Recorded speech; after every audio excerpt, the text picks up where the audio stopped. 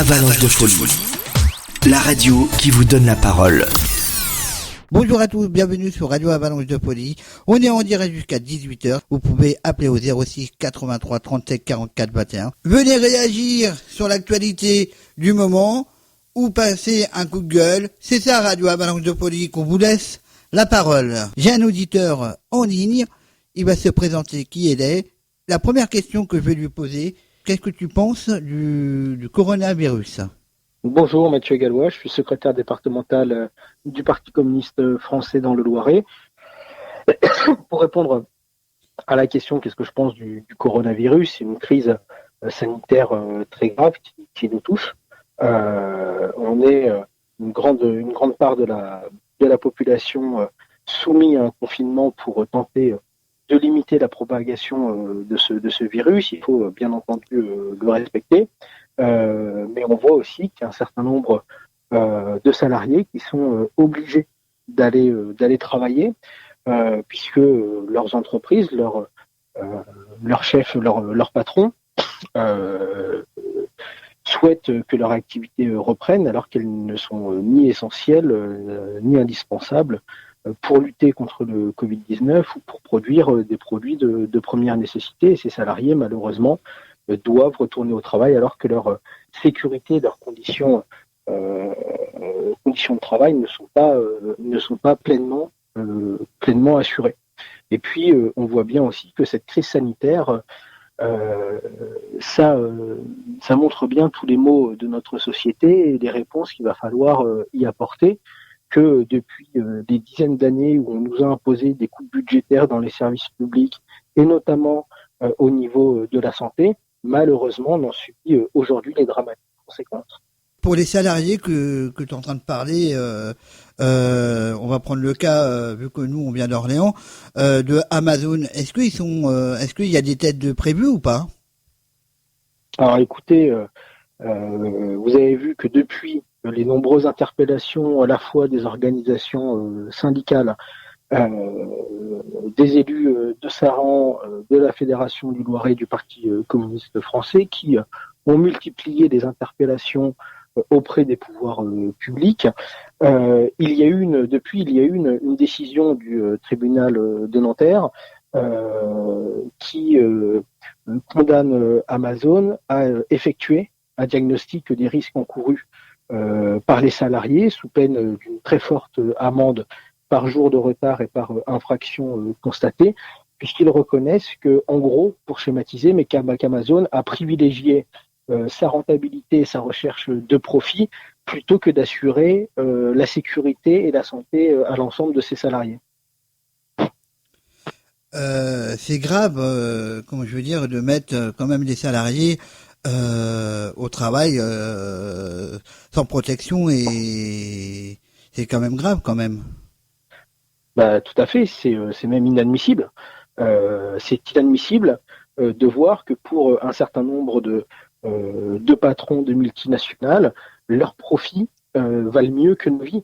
Et ça, c'est complètement inadmissible. Et nous, au niveau du Parti communiste français, on a interpellé le préfet, les ministres, le chef de l'État sur la situation d'un certain nombre d'entreprises de notre département qui comptaient faire reprendre leur activité, qui comptaient même l'augmenter en embauchant des intérimaires, etc., sur ces dangers. Et ce que l'on demande, c'est que, alors que la population est soumise à un confinement strict, justement parce qu'il faut qu'il y ait des mesures qui soient prises pour limiter la propagation du virus, il est inadmissible d'envoyer les salariés au boulot alors que leur activité n'est pas essentielle en ce moment.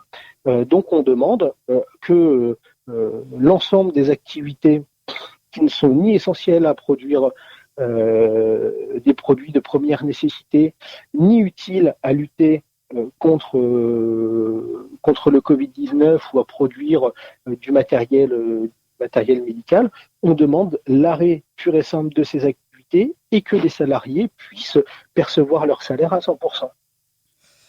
J'ai entendu dire qu'on va parler un petit peu du 11 mai. Qu'est-ce que tu en penses, toi, du 11 mai ? Ben écoutez, le 11 mai, on nous annonce aujourd'hui le 11 mai. Demain, que va-t-on nous dire? Puisque avec ce gouvernement, chaque jour, il y a une annonce différente qui vient contredire la précédente. Et je ne vois pas comment cette reprise pourra se faire le 11 mai. On nous sort cette date-là. En fait, c'est que le gouvernement, Emmanuel Macron et son gouvernement, accourent pour répondre aux exigences du patronat qui souhaite que l'économie reprenne au plus vite. Et en fait, le 11 mai, c'est pour remettre les parents qui sont salariés au boulot le plus rapidement possible pour que ces multinationales et ces grandes entreprises puissent continuer de se faire un pognon monstre. Oui, alors, si tu te rappelles au début du confinement, on a interdit aux enfants d'aller aux écoles parce qu'ils étaient porteurs. Maintenant, on nous dit que les enfants, ils seront plus porteurs, ils peuvent aller à l'école le 11 mai. C'est dangereux quand même, qu'est-ce qu'ils font? On peut pas respecter, comment on peut respecter les barrières aux enfants? Et, Je suis tout à fait d'accord. Hein. et il y a beaucoup de parents qui vont pas mettre les enfants en classe. Et ce que je viens juste de dire aujourd'hui, Blanquer, c'est que ça va être par tranche. Ça veut dire que tout le monde, de 25, je crois, 25 mètres, tout le monde pourra aller au collège. Par contre, on a un autre problème, c'est l'université. Eux, ils reprennent pas tout de suite. Alors, on envoie les enfants à l'école, les restaurants sont encore fermés, tout est fermé, interdiction de se voir et tout, et on met les enfants à l'école. Pour moi, je sais pas si toi t'en penses, c'est pour plutôt économique. Ben, c'est ce que je disais, c'est pour renvoyer le plus tôt possible les parents au boulot et que le seul intérêt de cette mesure, c'est que l'économie reprenne et c'est de satisfaire les appels du patronat à ce que cette économie reprenne le plus vite possible et que les parents retournent au boulot le plus vite possible. À aucun, à aucun moment, on ne parle de dans quelle mesure de sécurité ces cours vont reprendre, à la fois pour les instituts, les ATSEM, les personnels de cantine ou les enfants, et ni comment la reprise de l'activité dans les entreprises va reprendre sur les questions de sécurité pour les salariés. Donc voilà, c'est des mesures qui sont qui sont annoncées comme ça, et je ne sais pas dans quelle mesure ça va être organisé par petits groupes, pas tous les jours. Bon, voilà, il y a encore beaucoup de flou. Il faut que le gouvernement, comment dire, retravaille sur ces questions, bien entendu, en associant les fédérations de parents d'élèves et les organisations syndicales de l'éducation. Dis-moi, il manque encore toujours des masques et de gel alcoolique. Et ils nous disent aussi que ça se trouve dans les transports, on sera obligé de mettre des masques. Ces masques-là, on les a pas et du coup on demande aux couturières de faire des masques. Comment on peut moduler tout ça? Mais encore une fois, on voit bien, c'est la défaillance complète de l'État qui, depuis des années, ont préféré, par souci d'économie, diminuer le stock de masques dont disposait l'État. Mais idem, quand on voit que l'hôpital d'Orléans fait aujourd'hui un appel aux dons à la population pour faire face à ces dépenses, alors que depuis des années, on nous explique, et les directions des hôpitaux soutiennent ces orientations-là, on nous explique que on pourrait répondre aux besoins de santé avec moins de personnel, avec moins de moyens financiers, alors qu'on voit que dans quelles conditions, dans quelles conditions on se retrouve notre pays aujourd'hui. Nous, on a lancé avec d'autres une grande pétition qui s'appelle Des milliards pour l'hôpital, pas pour le capital, justement parce qu'à chaque fois, on ne prend pas l'argent là où il est.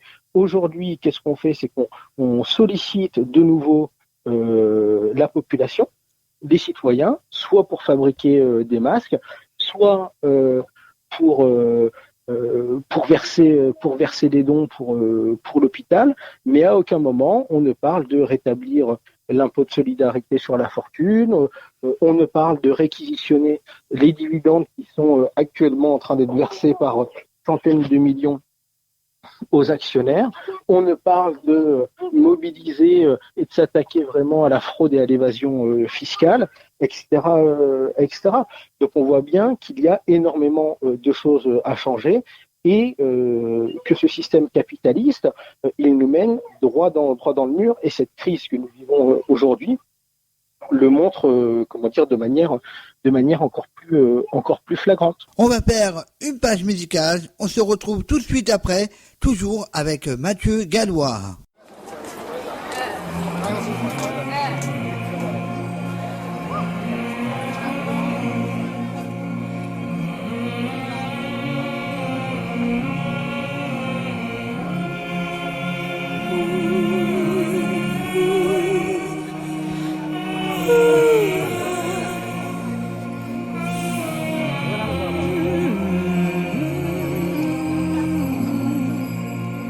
Una mattina mi son svegliata, oh bella ciao, bella ciao, bella ciao, ciao, ciao. Una mattina mi son svegliata e ho trovato l'invaso. Oh partigiano, portami via, oh bella ciao, bella ciao, bella ciao, ciao, ciao, partigiano, portami via, che mi sento di morire, oh partigiano, portami via, che mi sento di morire. E se io muoio partigiano, oh bella ciao, bella ciao, bella ciao, ciao, ciao. E se io muoio da partigiano, tu mi devi seppellire. Se io muoio da partigiano, tu mi devi seppellire.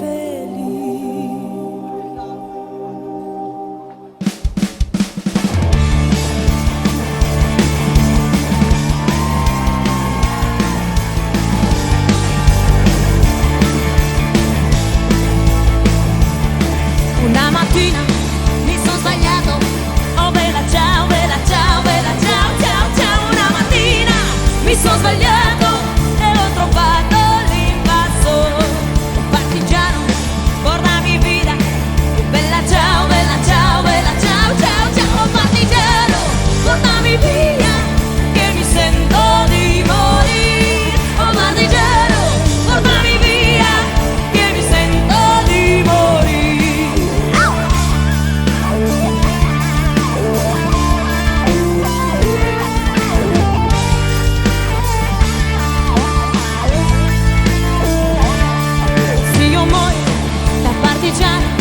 Oh bella ciao, bella ciao, bella ciao, ciao, ciao. E se io muoio da partigiano, tu mi devi seppellire. E se io muoio da partigiano, tu mi devi seppellire.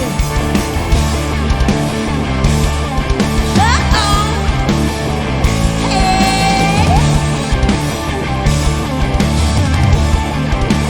Oh oh. De retour sur Radio Avalanche de Folie, on est toujours en direct jusqu'à 18h. Vous pouvez toujours appeler le 06 83 37 44 21. Dis-moi, Mathieu, qu'il a eu les manifestations pour les Gilets jaunes, il y a eu les manifestations tout corps de métier avec les infirmières qui sont fait gazer d'ailleurs, hein, les pompiers, toutes les manifestations qu'il y a eu. L'État a rien donné. Maintenant, on a cette crise sanitaire. Là, l'État débloque beaucoup d'argent, il donne beaucoup d'argent. Et dernière chose que je vais te dire, c'est que il y a aussi la ministre du Travail qui dit qu'on va travailler un peu, ils vont demander des efforts aux salariés pour qu'ils travaillent plus de 60 heures. Qu'est-ce que tu en penses de tout ça? Mais effectivement, c'est que Macron se sert des ordonnances prises dans le cadre de l'état d'urgence sanitaire, mais on nous a fait passer un état d'urgence sanitaire. Pourquoi? Est-ce que ça a été pour mieux lutter contre le Covid-19? Malheureusement, pas du tout.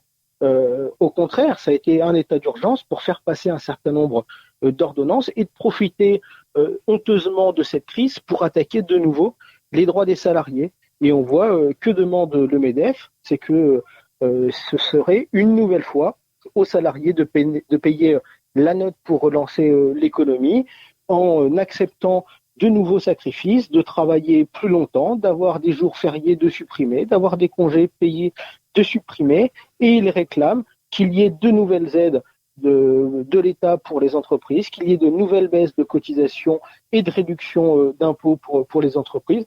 On voit bien une nouvelle fois, ça va dans le même sens, c'est tout pour le capital et on fait payer la note aux salariés, aux citoyens, à la population qui subissent depuis trop longtemps déjà les politiques d'austérité, les coupes budgétaires, la non-augmentation des salaires et des minima sociaux.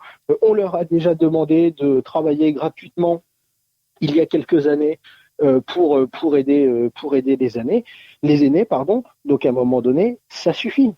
Ça suffit. Il faut mobiliser l'argent et les centaines de milliards, voire les milliers de milliards d'euros qui sont disponibles. Mais il faut avoir le courage d'aller les chercher. Les aides publiques de l'État, CICE, CIR et autres aides qui sont accordées sans aucune contrepartie alors que l'on voit qu'il n'y a aucun effet ni sur l'emploi ni sur l'augmentation des salaires. La fraude et l'évasion fiscale, c'est des milliers de milliards d'euros qui sont disponibles dans le monde et qui pourraient être utiles à l'intérêt général et à une réponse humaine de droits fondamentaux à la hauteur de nos besoins, etc., etc. L'argent, il y en a à foison dans ce monde qui n'a jamais été aussi inégalitaire. Donc à un moment donné, il va falloir faire contribuer celles et ceux qui touchent le plus, qui gagnent le plus, pour aider ceux qui en ont véritablement besoin. Et jusqu'à maintenant, le gouvernement et les députés le refusent. C'est pas qu'ils ne le font pas, c'est que ça leur a été proposé par le groupe des députés et des sénateurs communistes d'augmenter un petit peu la contribution des foyers fiscaux qui gagnaient plus de 250 000 euros par an, que leur contribution passe de 3 à 5%. Donc on voit que cette augmentation de la contribution était loin de les ruiner. Et ben le gouvernement s'y est purement opposé. Donc on voit bien un petit peu qu'il va falloir que la population, que les salariés, que les citoyens restent très vigilants et restent mobilisés pour que ce ne soit pas de nouveau à eux de payer la note. Est-ce que tu ne penses pas qu'il faudrait changer un peu ce système maintenant, à cause de ce virus? Ah mais bien sûr, la crise du Covid-19 met en évidence l'échec du capitalisme et que ce système capitaliste aggrave les crises et est incapable d'y faire face. Au contraire, le capitalisme est aujourd'hui en train de sombrer avec cette crise et il est sur le côté de très très très nombreux citoyens, celles et ceux qui sont les plus fragiles. Donc on voit bien qu'il va falloir complètement changer la donne, changer de système et reconstruire une autre société où c'est l'humain qui prime, c'est les services publics qui priment et on met les moyens financiers à la hauteur des besoins de la population. Et aussi, on n'oublie pas les questions environnementales où il y a un certain nombre de mesures qui vont devoir être prises très vite. Dis-moi, encore, on est en train d'oublier les intermittents de spectacle. Bien sûr. Et on est en train de les oublier. Qu'est-ce que tu proposes? Après, voilà, c'est ça déjà. Et qu'est-ce que tu penses aussi? Qu'est-ce qu'il propose le Parti communiste parce que j'ai vu qu'ils avaient pas voté l'état d'urgence. Ça, c'est une bonne nouvelle pour moi. Hein. C'est ma conviction personnelle. Ça, c'est une bonne nouvelle. Et avec l'autre, avec les Insoumis aussi, ils ont pas signé. Ça, c'est encore une bonne nouvelle. Et aussi, là, j'enchaîne parce que, et aussi, est-ce que tu penses que les élections municipales, ils auraient dû être déjà annulées, avec ça, parce qu'on sait très bien qu'il y a quand même des gens, des gens qui ont tenu des bureaux de vote, qui ont été contaminés. Et qu'est-ce qu'ils proposent de parti communiste pour cette crise? Alors, tout d'abord, effectivement, il y a la question des intermittents du spectacle, dont les attaques successives contre leur régime, qui les ont affaiblis. On voit bien qu'aujourd'hui, il y en a un grand nombre qui se retrouvent ou qui vont se retrouver dans des très très grandes difficultés du fait du confinement et de l'annulation d'un certain nombre de spectacles, d'initiatives culturelles, etc. Donc il va falloir que l'État prenne cette problématique à bras le corps et débloque également les fonds nécessaires pour aider tous ces intermittents à garder la tête hors de l'eau et à ne pas subir quelque chose qui leur est imposé comme ça. Il y a un certain nombre de communes qui sont en train d'étudier, et de collectivités qui sont en train d'étudier la manière d'aider ces intermittents par rapport aux initiatives culturelles municipales ou qui ont été programmées, qui doivent être annulées aujourd'hui. Mais pareil pour la question des locataires, où il y a de très nombreuses familles qui aujourd'hui se retrouvent en difficulté parce que il y a les factures qui sont toujours là, certaines qui augmentent, donc celles qui sont toujours là, le loyer, Internet, le téléphone, etc. Il y en a aussi des factures qui augmentent du fait qu'il y ait plus de monde dans le foyer en permanence, l'électricité, l'eau, le gaz, bien entendu la nourriture, où les budgets de nourriture explosent, aussi parce que la grande distribution en a profité pour augmenter ses tarifs. La continuité pédagogique, ça a aussi un coût parce que certaines familles qui ont essayé de la faire, qui n'étaient pas dotées d'ordinateur, se sont achetés un ordinateur ou une imprimante, et puis il y a les cartouches d'imprimante à payer, et quand on doit les renouveler régulièrement, on voit que ça alourdit très très fortement la facture quand on va faire ses courses. Donc là aussi, le Parti communiste, les maires communistes du Loiret et un certain nombre d'élus communistes de villes du Loiret ont interpellé l'ensemble des bailleurs sociaux, le préfet, les ministres, le président de la République, l'ensemble des pouvoirs publics et les députés de la majorité présidentielle de notre département pour qu'un certain nombre de mesures soient prises immédiatement. Ça peut être jusqu'au gel des loyers, mais ça peut être pour le blocage des prix de l'eau, de l'électricité, du gaz, la suppression de la TVA pour les produits de première nécessité et aussi le déblocage d'aides exceptionnelles pour les familles qui en auraient besoin. Donc voilà un certain nombre de propositions que l'on propose et qui peuvent être prises tout de suite pour aider immédiatement les familles qui en ont besoin. Et puis ensuite, il va falloir préparer l'après. Et il va falloir en finir avec les logiques qui sont et les dogmes de l'austérité budgétaire pour les services publics et pour les familles, la concurrence libre et non faussée, qui n'a pour but que d'offrir des pans entiers de notre société au privé et à les soumettre à la rentabilité, comme la santé. Le journal L'Humanité le dévoilait il y a encore peu de temps, où la Commission européenne avait exigé 63 plans d'austérité pour la santé pour les pays de l'Union européenne. Donc on voit que c'est scandaleux. Et également pour les collectivités qui aujourd'hui font face à l'inaction ou aux défaillances de l'État, ces collectivités qui aujourd'hui prennent un certain nombre de mesures et qui voient leurs dépenses d'aide sociale exploser parce qu'elles décident de venir en aide tout de suite aux familles qui en ont le plus besoin, on voit qu'il va falloir aussi que l'État remette les moyens qu'il leur a confisqués au travers de la dotation globale de financement. Et est-ce que tu penses que les élections municipales du premier tour, ils auraient dû être annulées? Je ne sais pas, c'est vrai que maintenant ce premier tour, il a eu lieu. Un certain nombre de communes, 30 000 environ dans notre pays, ont désigné leur maire dès le premier tour. Il en reste 5 000 qui sont encore en suspens, à savoir quand aura lieu le second tour. Est-ce que dans ces communes-là, il va falloir refaire le premier tour ou pas? Donc ça, on en saura un peu plus dans le mois de mai. Mais c'est vrai que là aussi, les décisions du gouvernement et la communication du gouvernement n'a pas été claire du tout, puisque de maintenir les élections municipales en disant elles peuvent se maintenir, mais par contre la veille, on interdit tout rassemblement dans les restaurants, les cinémas, les discothèques, on ferme tout ça.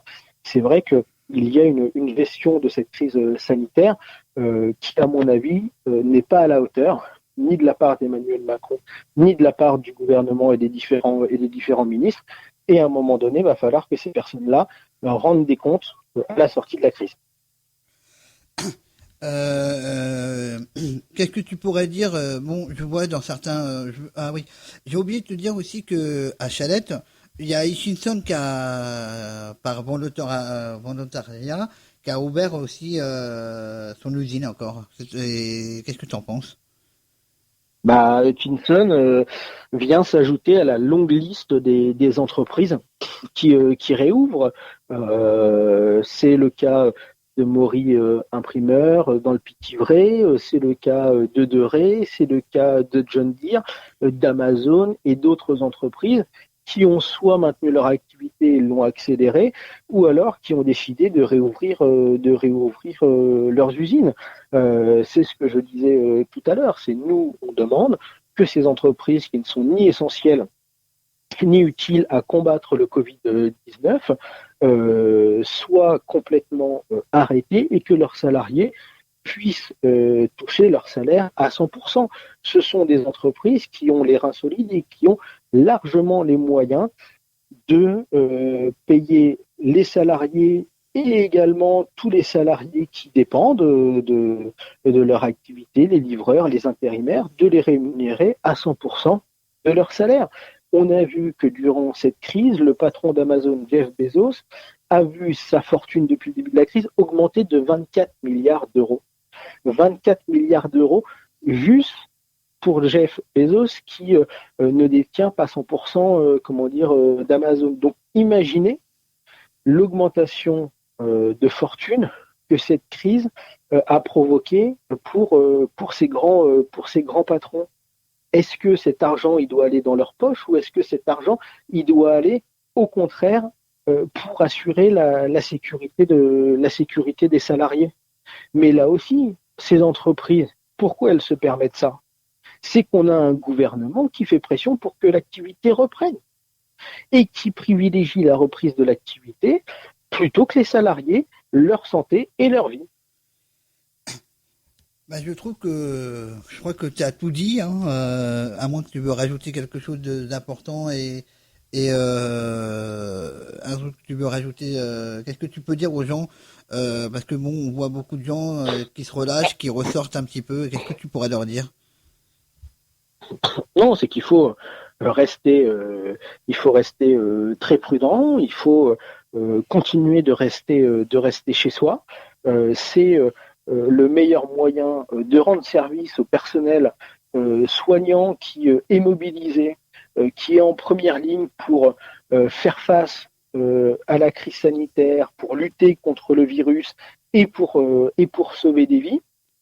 Il y a un certain nombre de salariés également, notamment des services publics, les éboueurs, les postiers et d'autres, les agents des collectivités territoriales qui sont en première ligne également pour la continuité du service public. Il faut continuer de les soutenir, mais il va falloir aussi que l'on reprenne la main sur la construction de la société que l'on voudra demain. Est-ce que l'on veut une société où tous les biens communs, où tout ce qui est important pour nos vies est soumis à la rentabilité, ou est-ce qu'on décide qu'il y a un certain nombre de secteurs qui doivent être considérés comme des droits fondamentaux et on construit à partir de là des grands services publics qui sont protégés de toute logique de rentabilité et dont la priorité, c'est de répondre aux besoins de la population.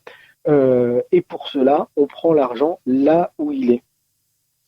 J'ai vu que, dernière chose, j'ai vu que Emmanuel Macron a demandé j'ai vu au que Emmanuel Macron demandait aux pays africains de dépasser leurs dettes. Pourquoi nous, on n'effacerait pas notre dette aussi? Alors bien entendu, c'est une revendication que l'on porte depuis très longtemps. C'est l'annulation de la dette des pays. Sauf que depuis trop longtemps, que ce soit nos gouvernements et un certain nombre d'organisations mondiales se servent justement de cette dette-là pour faire pression sur ces pays, pour leur imposer de nouvelles privatisations, pour leur imposer des prêts à des taux usuriers et encore pour leur imposer un certain nombre de choix capitalistes qui ne sont pas utiles à sortir ces pays de la pauvreté et à répondre aux besoins de l'ensemble de leur population. Au contraire, c'est donnons-leur les moyens que les habitants de ces pays puissent avoir enfin des revenus décents, qu'ils puissent vivre dignement également, qu'ils puissent avoir accès à des services publics de qualité sur l'éducation, sur la médecine, que chaque village dans le monde puisse être relié à un réseau d'eau potable et un réseau d'assainissement de qualité. Tout ça, ça doit être des grands défis qui doivent être devant nous. Et à mon avis, c'est les organisations internationales, les pays, et la France en premier devraient montrer l'exemple, devraient soutenir l'ensemble de ces pays pour tendre vers ça, au lieu de jouer avec ces dettes pour les enfoncer encore un petit peu plus dans l'intérêt des grandes puissances ou dans l'intérêt des multinationales. On parle beaucoup de notre cher voisin allemand. D'accord, on prend l'exemple et tout. J'ai vu que Portugal, alors je vais te donner quelques pays. Portugal, Espagne, je reviens un peu sur les codes. Alors Portugal, Espagne, Italie, New York et le pays au Canada là, le Canada ouvriront des écoles au mois de septembre. Est-ce que nous, ça serait bien qu'on ouvre aussi des écoles au mois de septembre? Écoutez, je ne sais pas au mois de septembre où on en sera de la lutte contre le virus, de la crise, etc. Donc aujourd'hui, c'est prématuré de dire tout sera réglé le 11 mai, donc les écoles peuvent réouvrir, ou il faut attendre le mois de septembre, etc. Moi, je ne suis pas le mieux placé pour dire quand est-ce que ça doit réouvrir. Il faut mettre autour de la table l'ensemble des organisations syndicales de l'éducation nationale, les parents d'élèves, il faut le monde médical également, et surtout il faut donner les moyens au monde médical, à la recherche publique pour venir à bout de ce virus. Parce que les laboratoires, on les aide pas beaucoup, c'est que maintenant qu'on les aide au bout de 1 mois en disant bon, on vous donne un peu d'argent, un peu plus d'argent, et c'est maintenant qu'on les aide. C'était avant qu'il fallait. Mais c'est pas ça, c'est que toute la recherche publique depuis des années, elle a été sacrifiée. On a coupé les moyens à la recherche publique d'avancer et de maintenir son niveau comme elle était il y a quelques années. Pourquoi ? Parce que là aussi, la logique, ça a été qui a prédominé, ça a été la logique de rentabilité. Et par contre, les laboratoires privés, là, ils ont pu se gaver. Le crédit impôt recherche qui leur était versé à des grands groupes qui n'en avaient pas besoin. Ce sont des dizaines de milliards d'euros qui leur ont été donnés. Aujourd'hui, ils ont servi à quoi ? On le voit bien, que ça a été de l'argent qui a été gâché, qui aurait été plus utile dans la recherche publique. Et là aussi, il va falloir que l'on crée un pôle public du médicament pour arrêter d'être dépendant, soit de pays étrangers, soit du secteur privé, dont la seule logique et ce qui l'importe, c'est de faire du pognon, c'est la rentabilité. À un moment donné, il faut remettre du sens et de l'argent et des moyens pour le service public, que ce soit dans l'éducation, que ce soit dans la santé, que ce soit pour la recherche, que ce soit pour le médicament, etc., etc., etc. Dernière chose avant qu'on se quitte, Mathieu, je regardais des petites entreprises. Hein, là, je regarde des petites entreprises qui vont fermer malheureusement. Bah oui, oui. Mais pourquoi? Parce que le gouvernement fait le choix aujourd'hui de privilégier les grosses entreprises, les multinationales, en leur accordant de nouveau des dizaines de milliards d'euros d'aide publique, alors que ces entreprises, elles pourraient, elles ont les reins solides, et elles pourraient, en décidant ou si jamais on interdisait le versement de dividendes aux actionnaires dans cette période, et que cet argent soit réutilisé autrement, et que les dizaines de milliards d'euros que prévoit de leur donner l'État soient réorientés pour les TPE, pour les PME, pour les artisans et commerçants qui sont en difficulté aujourd'hui, là ça aurait du sens. Il faut savoir aussi que en moyenne, une petite et moyenne entreprise est plus imposée qu'une multinationale. Une multinationale, en moyenne, est imposée à 8% parce qu'ils ont des services entiers qui sont payés à rechercher comment échapper à l'impôt ou payer le moins d'impôts possible. Voilà. Donc, à un moment donné, il n'est pas normal qu'une grosse multinationale comme Total, comme Carrefour, comme Auchan ou d'autres, et j'en passe, soit moins imposée que votre boulanger de votre rue, par exemple. Voilà. Il faut réorienter, il faut véritablement travailler à une réforme fiscale qui est basée sur de la justice fiscale et de la justice sociale. J'ai vu qu'on a donné des amendes des SDF.